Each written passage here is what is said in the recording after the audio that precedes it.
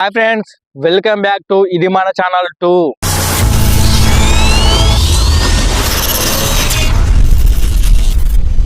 ఈరోజు టాపిక్ వచ్చేసి లేడీ మాత అఘోరి గురించి మాట్లాడుకుందాము. సో మీరు అంటే నా ఛానల్లో నాకు వచ్చిన వ్యూస్ కానీ నేను స్టార్టింగ్లో అఘోరి మాతను అందరూ కూడా ఆపోజిట్గా మాట్లాడితే నేను ఒక్కనే కొంచెం సపోర్ట్ చేసి మాట్లాడినా. సో ఆ వీడియో కూడా ఉంది, చూడండి. కానీ ఇప్పుడైతే 100% నేను ఆపోజిట్గా మాట్లాడతా. ఎందుకు ఆపోజిట్గా మాట్లాడతా అంటే, ఈ అఘోరి మాత అసలు ఏం చేస్తుంది? మేము సనాతన ధర్మం అంటే సనాతన ధర్మాన్ని పరిరక్షించాలి, సనాతన ధర్మాన్ని కాపాడాలి, సనాతన ధర్మం గురించే నేను పోరాటం చేస్తున్నా, నా జీవితం సనాతన ధర్మం గురించే అని చెప్పేసి, నా ప్రాణాన్నైనా నేను బలి పెడతా అని చెప్పేసి మాట్లాడింది లేడీ అఘోరి మాత. సో లేడీ అఘోరి గురించి నేను మాట్లాడుతున్నా.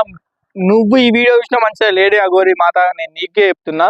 అండ్ ఇంకా అంటే మన వ్యూవర్స్ కూడా చూడండి, నా మాటలు ఏమైనా తప్పు ఉంటే దయచేసి నాకు క్షమించండి. నేను ఎవరి మనసును కూడా బాధ పెట్టాలని నేను మాట్లాడట్లేదు.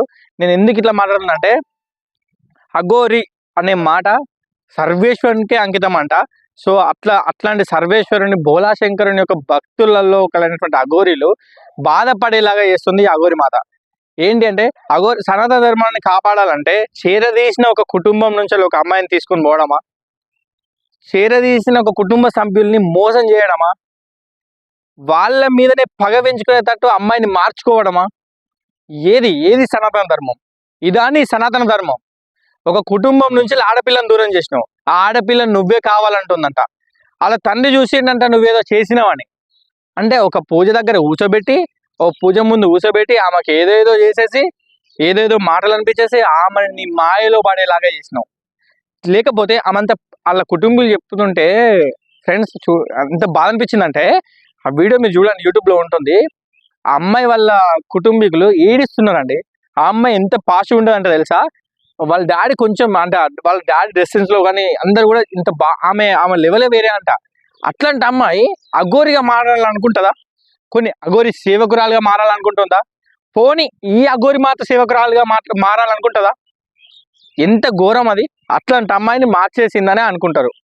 బరాబర్ నేను వ్యక్తి ముందే కూర్చొని పూజలు చేస్తా అని చెప్పేసి ప్రెస్ మీట్లోనే చెప్పింది ఆమె అఘోరి. నేను ఎవరినైనా ఏదైనా చేసేస్తా అని మాట్లాడింది. అంటే నువ్వు డైరెక్ట్గానే మాట్లాడుతున్నావు. ఒక పోలీసు వాళ్ళు అంటే నీ గౌరవం ఉండదు. పోనీ నీ ఫ్యాన్స్ అని చెప్పేసి ఫోటో తీసుకుందామని వచ్చినా కూడా కొడతావు. వాళ్ళని తిట్టినట్టు ఫీల్ అవుతావు, పిచ్చి అవుతావు, పిచ్చి పట్టినట్టు వేస్తావు. నువ్వు మాట్లాడే ప్రతి ఒక్క మాటలా నేను ఎంత సపోర్ట్ చేసినామంటే, నేను కూడా సపోర్ట్ చేసిన, చాలా వరకు సపోర్ట్ చేసిన. నేను నా వీడియోలు ఉంటే కావాలంటే చూడండి, అఘోరి మాత గారు మీ గురించి నేను ఎంత సపోర్ట్ చేసాను. నాకే బాధ అనిపించింది.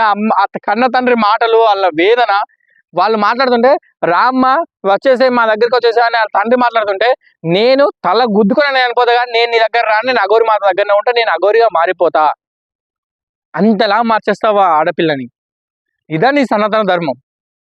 చేరదీసి నీకు ఒక దగ్గర వేరే ఊరు నుంచి జర్నీ చేసుకుంటూ వస్తే ఆ విలేజ్లో నీ బండి ఆగిపోతే వాళ్ళ ఫ్రెండ్ నువ్వు వాళ్ళ ఫ్రెండ్ కాల్ చేసి నాకు ఇక్కడ ఒక స్టే ఇవ్వాలని చెప్పేసి అంటే, వాళ్ళ ఫ్రెండ్ ఫోన్ చేసి మాట్లాడితే ఆయన తీసుకొచ్చి నేను ఇంట్లో పెట్టుకొని 10 రోజులు నీకు రాజమర్యాదలు చేస్తే వాళ్ళు ఎవరికి చెప్పకుండా వాళ్ళ అమ్మాయిని తీసుకొని పోతావా?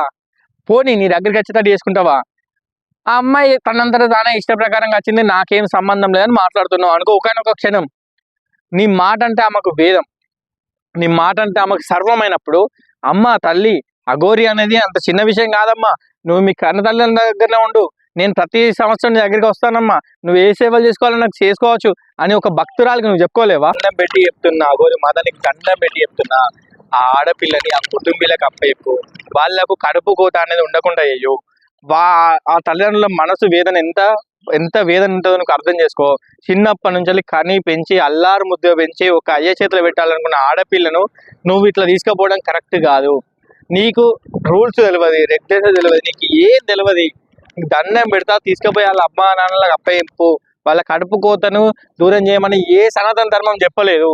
మనం ప్రేమించుకునే ఆవులను గోవులను కాపాడాలన్న సంస్కృతి సాంప్రదాయాల్లో ఉన్న మన సనాతనంలో ఉన్న మనము ఒక ఇంటి దగ్గర నుంచి ఒక ఆడపిల్లను కన్న తల్లిదండ్రుల నుంచి దూరం చేయమని చెప్పిందా? దయచేసి అర్థం చేసుకో, వాళ్ళకి ఇచ్చేసేయి, అమ్మాయిని ఇచ్చేసి నీ యొక్క సనాతన ధర్మం నువ్వు ఏ విధంగా పోరాటం చేయాలనుకున్నావో. గుళ్ళు ధ్వంసం అయిపోతున్నాయి, మన హిందూ ధర్మం అనేది చివరి స్టేజ్కి వచ్చే సిచ్యువేషన్ ఎదురవుతుంది. అట్లాంటి వాటి గురించి ఒక్కసారైనా మాట్లాడు. నీ టార్గెట్ ను మిస్ చేయకు, కానీ ఇట్లాంటి వాటి గురించి డైవర్ట్ కాకు. దయచేసి చెప్తున్న మాట, నీ మీద ఎలాంటి నాకు కోపం లేదు, దయచేసి అర్థం చేసుకో.